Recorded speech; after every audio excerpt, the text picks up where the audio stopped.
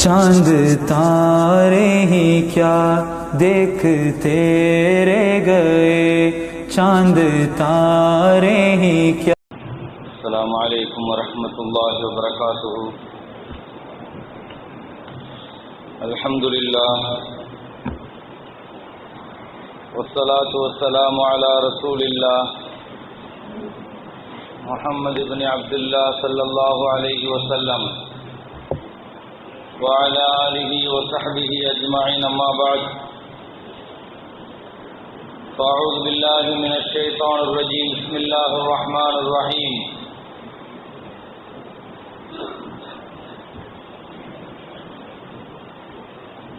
क़ालू या ज़ल क़रनैनि इन्न यअजूज व मअजूज मुफ़्सिदून फ़िल अर्ज़ि फ़हल नजअलु लक ख़र्जन अला अन तजअल बैनना व बैनहुम सद्दा। सदक़ल्लाहु मौलानल अज़ीम। क़ाल नबियुना व हबीबुना व क़ाइदुना मुहम्मदुन रसूलुल्लाहि सल्लल्लाहु अलैहि वसल्लम यमकुतु फिल अर्ज़ि 40 सना तकूनु तिल्कल 40 कअर्बइ सिनीन यहुज्जु व यअतमिरु औ कमा क़ाल अलैहि ஸலாத்து வஸ்ஸலாம்। எல்லா புகழும் அல்லாஹ் ஒருவனுக்கே உரித்தாகட்டுமாக. சலாத்தும் சலாமும் காத்தமுல் அம்பியா சையதுல் அத்கியா ஹபீபுனா ஷஃபீஉனா முஹம்மது ரசூலுல்லாஹி ஸல்லல்லாஹு அலைஹி வஸல்லம் அவர்களின் மீதும் அவர்களின் பாக்கியம் நிறைந்த உம்மத்தார்கள் மீதும் உண்டாவட்டுமாக. கண்ணியமிக்க முஃமினீன்களே, அல்லாஹ்வுடைய நல்லடியார்களே, அல்ஹம்துலில்லாஹ். தொடர்ந்து நாம் பேசிக் கொண்டு வருகிறோம் இனி கியாமத்தினுடைய நெருக்கத்தை குறித்து. தஜ்ஜாலுடைய முடிவுக்கு பின்னால் ஈசா அலைஹிஸ்ஸலாம் இந்த பூமியிலே 40 வருஷம் ஆளுவார்கள். 40 வருஷம் ஈசா அலைஹிஸ்ஸலாம். 40 வருஷம் எப்படி போகுங்கிறத ஸல்லல்லாஹு அலைஹி வஸல்லம் சொன்னாங்க. கஅர்பஇ சினீன், 4 வருஷத்தை மாதிரி 40 வருஷம் கடந்துருந்தாங்க. எப்படி தஜ்ஜால் வரும்போது 40 நாள்ல முதல் நாள் 1 வருஷமா கழியும், 2வது நாள் 1 மாசமாக கழியும், 3வது நாள் 1 வாரமாக கழியும், மீதி 37 நாட்கள் சாதாரண நாட்களை போல கழியும் என்று சொன்னார்களோ, 40 நாட்கள் இருப்பான் தஜ்ஜால். ஆனால் 4 வருஷங்களை போல கழிகிற 40 வருஷம் இருப்பாங்க ஈசா அலைஹிஸ்ஸலாம். அவங்க இந்த பூமியில வந்து செய்கிற நிகழ்வுகளை குறித்து எக்ஸரு சலீம், எல்லா சிலுவைகளையும் உடைத்தெறிவார்கள். ஸல்லல்லாஹு அலைஹி வஸல்லம் சொன்னார்கள், சிலுவைக்கு இனி வேலை இல்லை. ஈசா அலைஹிஸ்ஸலாம் வந்துட்டாங்கன்னா சிலுவைகளுக்கு வேலை இல்லை. எந்த ஈசா அலைஹிஸ்ஸலாத்தின் மீது அளவு கடந்த பிரியம் கொண்டு அவர்கள் இதை செய்தார்களோ, அந்த ஈசா அலைஹிஸ்ஸலாமே வந்ததற்கு பின்னால் இனி கிறிஸ்தவர்கள் யாரும் கிறிஸ்தவர்கள் இல்லை. குர்ஆன் சொல்கிறது, வ இம் மின் அஹ்லில் கிதாபி இல்லா லயுமினன்ன பிஹி கப்ல மௌதி. அல்லாஹு அக்பர். ஈசா அலைஹிஸ்ஸலாத்தை பார்த்ததற்கு பின்னால் எல்லா கிறிஸ்தவர்களுடைய நாவிலும் கலிமா. இந்த உம்மத்து பெரிதாகும். உலகத்திலேயே அதிகமான மக்கள் தொகை கொண்டிருக்கிற கிறிஸ்தவ சமுதாயம், முதல் மதமாக இருக்கிற கிறிஸ்தவ மதம் ஒட்டுமொத்தமாக இஸ்லாமிய மயமாக மாறினால் இஸ்லாம் அங்கே எப்படி தலை தூக்கும் என்பதை கொஞ்சம் கற்பனையில் சிந்தித்து பாருங்கள். அவ்வளவு பெரிய கூட்டம். பூமியில் இருந்து ஹின்சீரை, பன்றிகளை கொன்றொழிப்பார்கள். இனி கப்பம் கட்டி இஸ்லாமிய நாடுகளில் வாழுகிற அந்த முறை இனி கிடையாது. லா யக்பலு அல் இஸ்லாம் இல்லல் இஸ்லாம். இஸ்லாத்தை தவிர மாற்று ஏற்பாடு எதையும் ஈசா அலைஹிஸ்ஸலாம் ஏற்றுக்க மாட்டாங்க.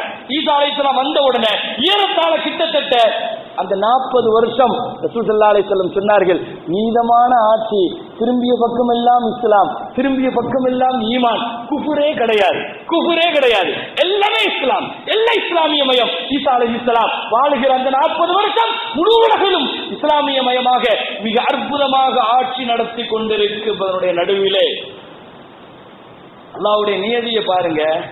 மஹ்தி அலைஹிஸ்ஸலாம் வருவாங்க, நல்ல ஆட்சி கொடுப்பாங்க. அடுத்து ஒரு தொய்வு ஏற்படும், தஜ்ஜால் வந்துருவான். தஜ்ஜால் வந்து அவனை அழிக்கிறதுக்கு ஈசா அலைஹிஸ்ஸலாம் வருவாங்க. இப்ப ஈசா அலைஹிஸ்ஸலாத்தினுடைய காலம் முடிய போற சமயத்துல யஜூஜ் மஜூஜ்ங்கிற ஒரு கூட்டம் இறங்குவான். ஒரு கூட்டம் யஜூஜ் மஜூஜ். ஈசா அலைஹிஸ்ஸலாத்தினுடைய காலத்துல வந்து எப்படி ஈசா அலைஹிஸ்ஸலாம் தஜ்ஜால சிறப்பிடிச்சாங்களோ கொன்றொழிச்சாங்களோ அதே மாதிரி இந்த யஜூஜ் மாஜூஜ் ஈசா அலைஹிஸ்ஸலாத்தையும் முஸ்லிம்களையும் சிறப்பிடிச்சிருவாங்க மலைக்கு மேல வச்சு சுத்திலும் அவர்கள். யஜூஜ் மாஜூஜ் கூட்டம் இப்ப யார், அவங்க எவ்வளவு பேர் இருப்பாங்க, இப்ப எங்க இருக்கிறாங்க, இதை பத்தி எல்லாம் நம்ம லேசா தெரிஞ்சுக்கணும். ஸல்லல்லாஹு அலைஹி வஸல்லம் சொன்ன ஒரு ஹதீஸ் ஹாக்கிம்ல பதிவு செய்யப்பட்டிருக்குது. அல்லாஹ் தஆலா மனித சமுதாயத்தை 10% வச்சேன்னு சொன்னா அதுல 9% ஜின்னு, ஒரே ஒரு சதவீதம் தான் மனுஷன்.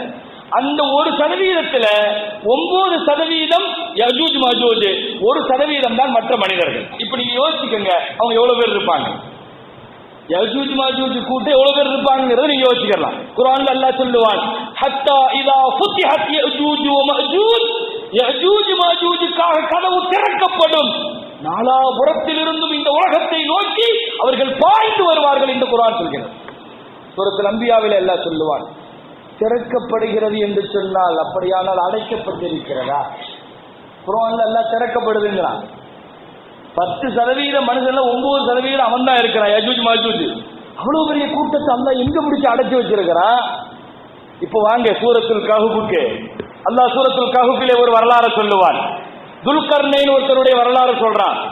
இவர் உலகத்தையே சுத்தி வந்தவர்ங்கிறான் அல்லாஹ் சூரத்துல் கஹ்ஃபில. இவர் ஐரோப்பாவுக்கு போனாரா.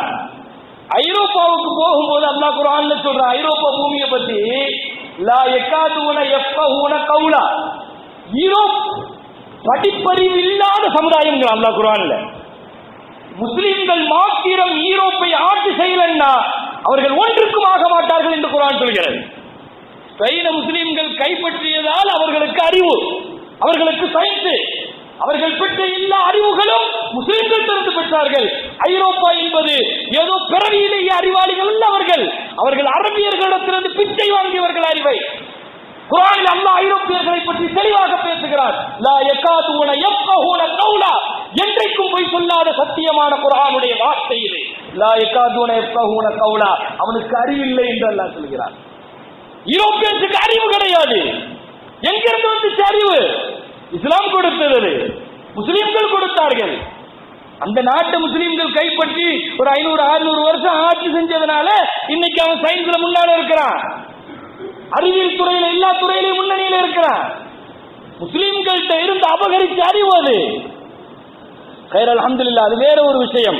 இப்ப அல்லாஹ் அந்த நிகழ்வுகளை யூரோப்புக்கு இவர் போனப்ப அங்க உள்ள மக்கள் எல்லாம் சொன்னாங்களா, யாதல் கர்ணை துல்கர்ணையிலே இன்னும் யஜூஜ் மாஜூஜ்னு ஒரு கூட்டம் பாடா படுத்துறாங்க. ஒரு விவசாயத்தை விட்டு வைக்க மாட்டேங்க, தண்ணீரை விட மாட்டேங்காங்க, பாக்குறவனெல்லாம் கொலை பண்றாங்க. பகல் லஜாலுக்கு ஹர்ஜ் நலான் சஜால பைனனா உபைனஹும் சத்தா, இவன் பூமிக்கே வராத அளவுக்கு ஒரு பெரிய தடுப்பை ஏற்படுத்துங்கன்னு சொன்னாங்க. அவர் கட்டினார் ஒரு பெரிய தடுப்பு.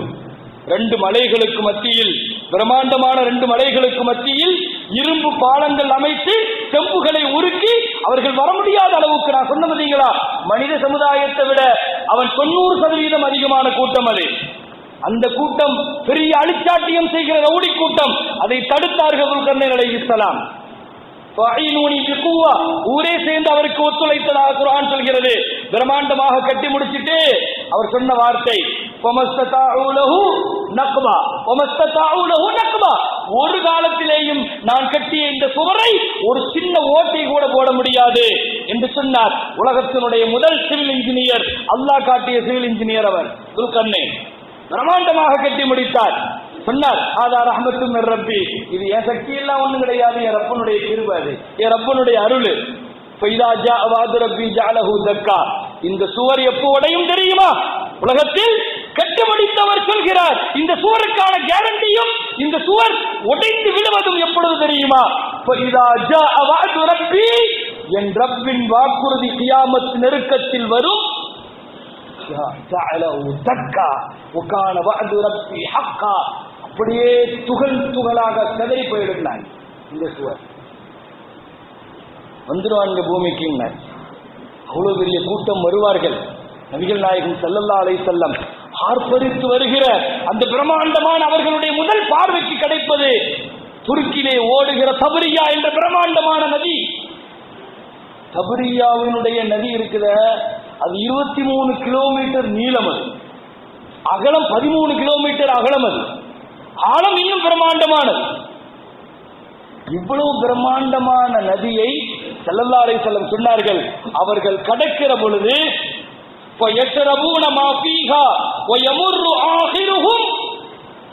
அப்படியே கடந்து போய் கடைசியில் உள்ள அந்த நதியில சொல்றப்ப ஒரு சொட்டு தண்ணி இருக்காது. இன்னும் இங்கதானே இவ்வளவு ஆன தண்ணி இருக்கிற மாதிரி தெரிஞ்சுச்சே, ஒரு சொட்டு தண்ணியை காணோம் என்னன்னு சொல்லுவாங்க. உள்ளவன் குடிச்சிட்டு அந்த நதியை கடக்கிற பொழுது கடைசியில உள்ளவன் ஒரு சொட்டு தண்ணி கூட இல்லை என்ன கேட்பானா? எவ்வளவு பெரிய கூட்டமாக இருப்பான். அந்த நதியை விட்டு வைக்க மாட்டாங்கன்னு சொன்னா, ஜோர்டானுடைய பெரும் பெரும் நதிகள் எல்லாம் சபரியாவினுடைய நதியில போய் தான் கடக்குது. கிட்டத்தட்ட அது ஒரு கடல்னு சொல்லுவாங்க, நதி கிடையாது, அது பிரம்மாண்டமான கடல். அது அந்த கடலையே கடக்கிற பொழுது கண்ணிமைக்கிற நேரத்தில் ஒன்றும் இல்லாமல் ஆக்கி விடுவார்கள். யஜூஜ் மஜூஜை குறித்து ஸல்லல்லாஹு அலைஹி வஸல்லம் சொன்ன செய்திகள் எல்லாம் கடந்து வருகிற பொழுது ஈசா அலைஹிஸ்ஸலாத்த கூட்டத்தை அத்தனை பேரையும் சுற்றி சரப்படுத்திடுவாங்க. ஒன்னும் செய்ய முடியாமல் சிக்கிக்கிடுவாங்க. அவங்களை எதிர்த்து போர் செய்ய முடியாது. ஈசா அலைஹிஸ்ஸலாத்தால அவங்களுடைய கூட்டத்தால பெரிய கூட்டம் இருக்கலாம், ஆனா அவங்களை எதிர்த்து போர் செய்ய முடியாது. ஒரே ஒரு ஆயுதம் தான் துவா. மலை மேலே போய் உட்கார்ந்து கொண்டு ஈசா அலைஹிஸ்ஸலாம் அவங்களுடைய கூட்டம் கீழே பூரா சுத்தி அவங்க அரஸ்ட் பண்ணிருப்பாங்க. துவா மட்டுமே செய்வார்கள் ஈசா அலைஹிஸ்ஸலாம்.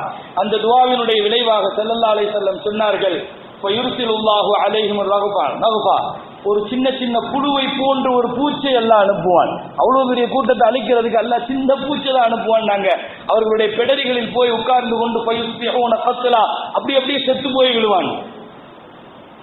மைத்து உடலை கூட எடுக்க முடியாதவர்களால், முஸ்லிம்களால் உடலை கூட எடுக்க முடியாது. இதற்கு கூட ரப்புல் ஆலமீன் வேறொரு பறவைகளை அனுப்பித்தான் இந்த உடலை எல்லாம் அல்லாஹ் தூக்கிட்டு போக வச்சு இந்த பூமியை சரிபடுத்துவான். நாங்க ஸல்லல்லாஹு அலைஹி வஸல்லம் இந்த இடத்திலே நான் ஒரு செய்தியை ஞாபகப்படுத்துவேன். ஒன்றை விளங்கிக் கொள்ள வேண்டும். நிறைய பேர் துல்கர்னைன் அலைஹிஸ்ஸலாம் கட்டிய அந்த சுவர், யஜூஜ் மஜூஜை தடுத்து வைத்திருக்கிற அந்த சுவர் சீன பெருஞ்சுவர் என்பதாக வரலாற்றிலே தவறான அபிப்பிராயம் சொல்பவர்கள் உண்டு, அல்லது அதை அடையாளப்படுத்துவர்கள் உண்டு.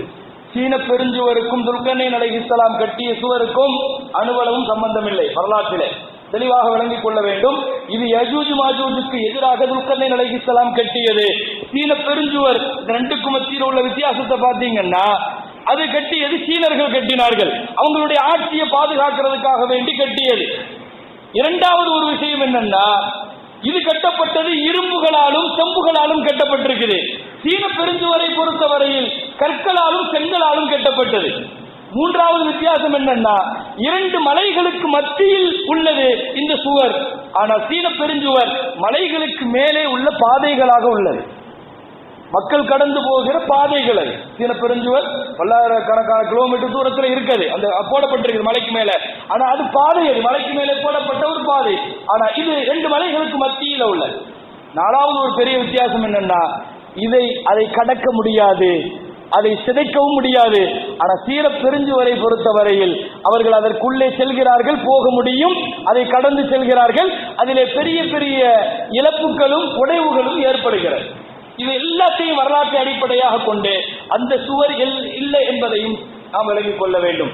ஒரு கட்டத்தில் அதற்கு ஈசா அலைஹிஸ்ஸலாத்திற்கு முன்னால், யஜூஜ் மஜூஜினுடைய அழிவுக்கு பின்னால், இனி உலகம் தன்னுடைய அழிவை நோக்கி மிக வேகமாக நகர்ந்து கொண்டிருக்கிறது.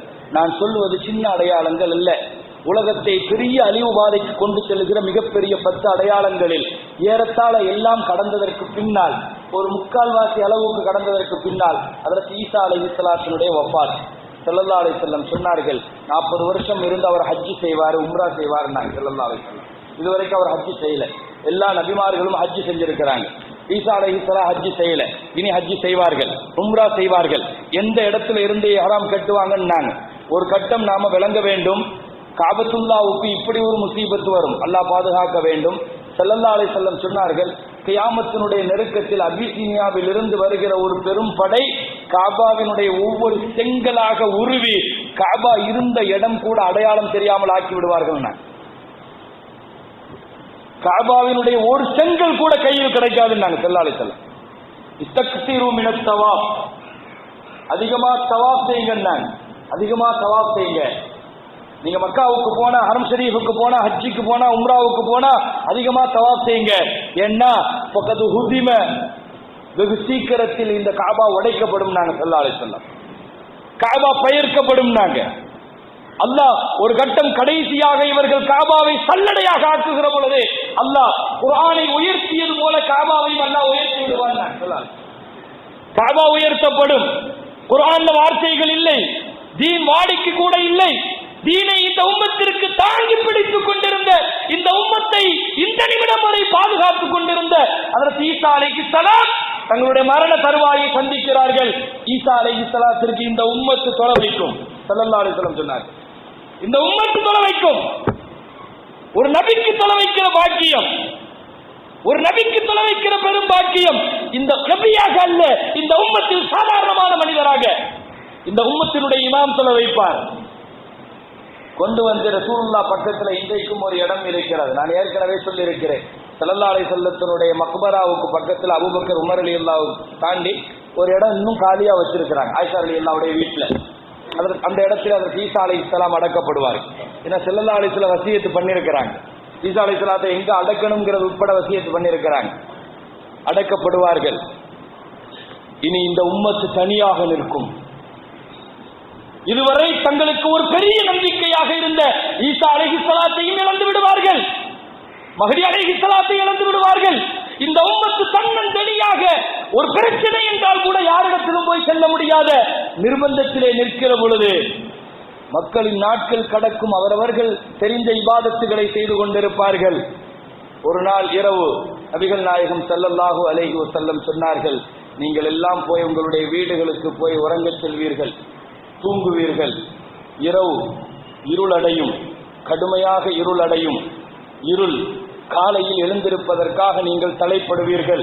வெளியே வந்து பார்ப்பீர்கள், ஒரு சொட்டு வெளிச்சம் இல்லை, ஒரு சொட்டு வெளிச்சம் இல்லை, சூரியனுக்கான அறிகுறியும் இல்லை.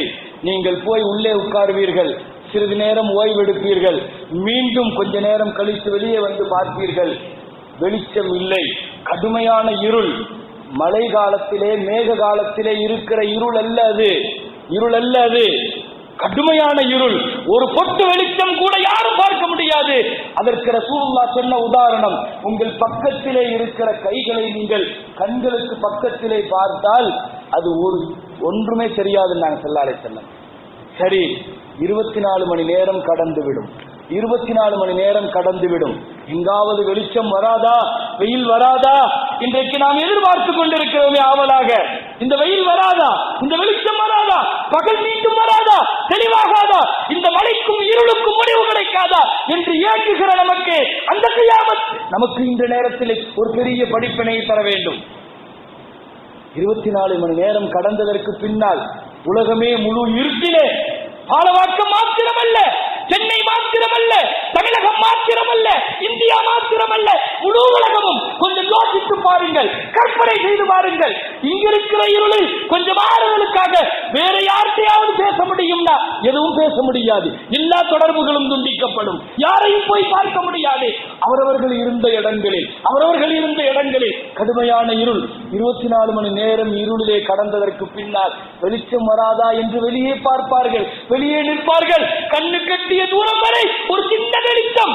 ஸல்லல்லாஹு அலைஹி வஸல்லம் சொன்னார்கள், உங்கள் கைகளிலே வைத்திருக்கிற எந்த டெக்னாலஜி, எந்த விளக்கு, எந்த திரி, எந்த நெருப்பு,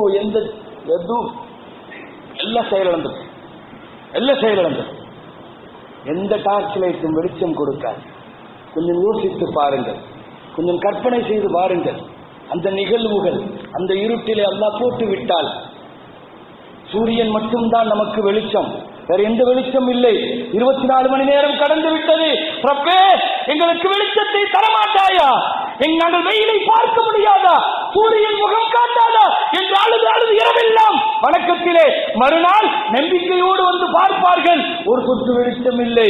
2வது நாட்கள் 48 மணி நேரம் நபிகள் நாயகம் ஸல்லல்லாஹு அலைஹி வஸல்லம் முழு உலகமும் முழு இருளிலே 48 மணி நேரம்.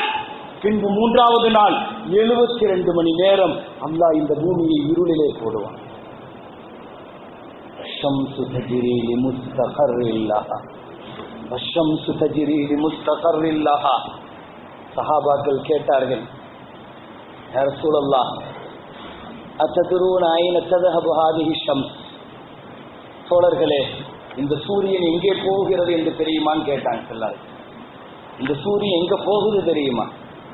சஹாபாக்கள் சொன்னார்கள், அல்லாஹு வ ரசூலுஹு அலம். எங்களுக்கு தெரியாத நாயகமே, சூரியன் போகிற பாதையை நீங்கள் சொல்லுங்கள். ஸல்லல்லாஹு அலைஹி வஸல்லம் சொன்னார்கள், தஜ்ரி ஹத்தா தன்தஹி இலா முஸ்தகிர்ரிஹா தஹ்தல் அர்ஷ்.